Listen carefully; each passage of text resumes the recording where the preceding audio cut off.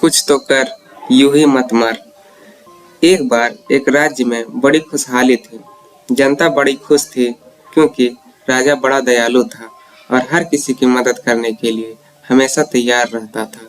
युद्ध में आए शत्रुओं को वो हमेशा हरा देता था। पड़ोसी राज्य के राजा इनकी खुशहाली से जलते थे। वह इस राज्य पर आक्रमण करना चाहते थे, लेकिन यह राजा बार बार उन्हें युद्ध में हरा देता था। उनकी दाल गल नहीं पा रही थी। एक बार पड़ोसी राज्य के राजाओं ने इस राजा को अगवा करके अपने राज्य में लाकर मार देने की योजना बनाई। तैयारियां शुरू हुई। इस राजा के कुछ पहरादारों ने साठगांठ की गई। कई बार घर में ही दुश्मन पल रहे होते हैं। पहरादारों ने एक रात राजा के रात के खाने में बेहोश करने की दवा मिला दी। राजा को बेहोश किया गया और अगवा किया करके दूसरे राज्य के जंगल में ले जाया गया। जंगल में पहाड़ी पर एक गुफा के पास राजा को पटक दिया गया। सारे पड़ोसी राज्य के राजा इकट्ठा होकर विचार करने लगे कि क्या किया जाए। सब इस निष्कर्ष पर पहुंचे कि इसने हमको कई बार युद्ध में हराया है। इसको इस गुफा में डालकर दरवाजे को एक पत्थर से बंद कर दिया जाए। यह स्वयं ही घुट घुट कर मर जाएगा।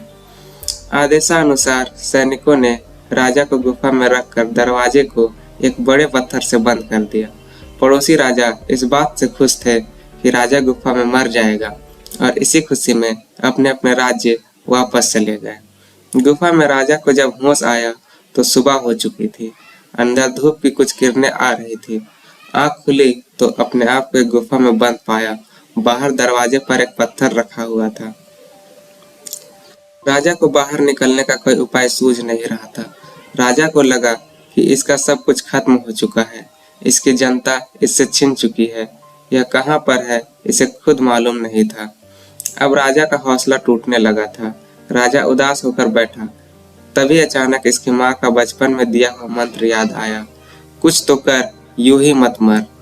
जैसे ही राजा को अपनी माँ की दी हुई मंत्र याद आई, राजा उठ खड़ा हुआ और हिम्मत करके उस पत्थर के पास जा ही रहा था कि उसे एक सांप ने डस लिया।